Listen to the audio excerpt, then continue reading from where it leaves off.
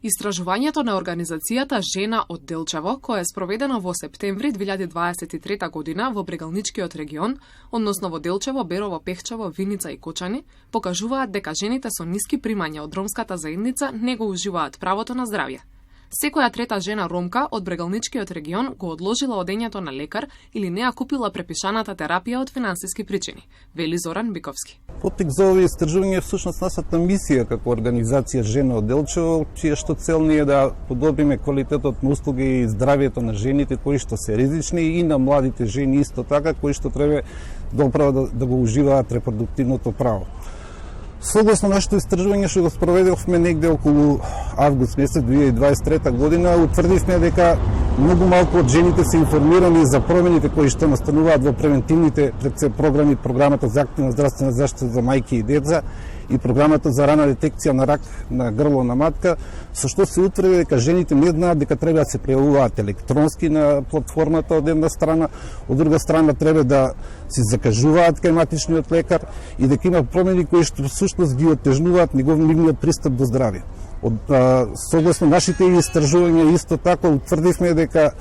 жените кои што се во ризичните категории или со приход до 20.000 денари штедат на купување на лекови затоа што се тие веќе прескапи, од друга страна не се информирани за тоа како да го остварат правото на здравје или правото на репродуктивното здравје и тоа не мотивираше уште подлабоко да копаме.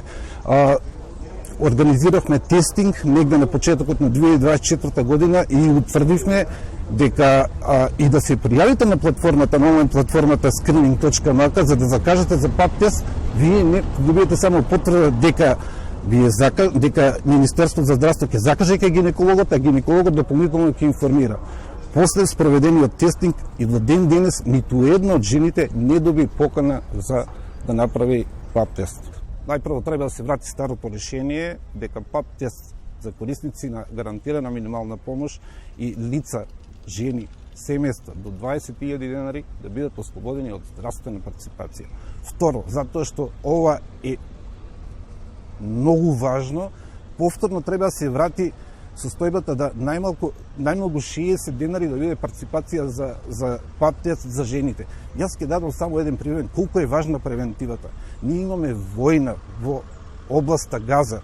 Меѓутоа се договорија двете завојувани страни да се дозволи да се изврши вакцинација како превентивна услуга за децата да го спасат своето здравје. Затоа што инвестирањето во превентивата е всушност инвестирање во здравството и во здравјето на луѓето со што се заштедува на многу скапото лекување. Значи, најпрво треба да се вратат овие старите мерки, да се вклучи и граѓанскиот сектор во дело на едукација на населението како да ги користи мерките, кои што за жал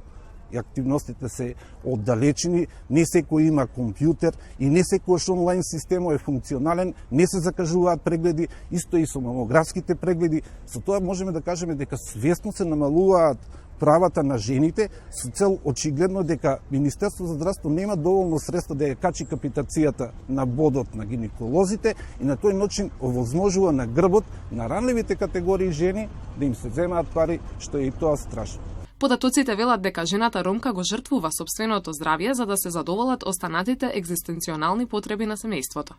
Општа цел на оваа програма е континуирано унапредување на здравјето на децата и жените во репродуктивен период.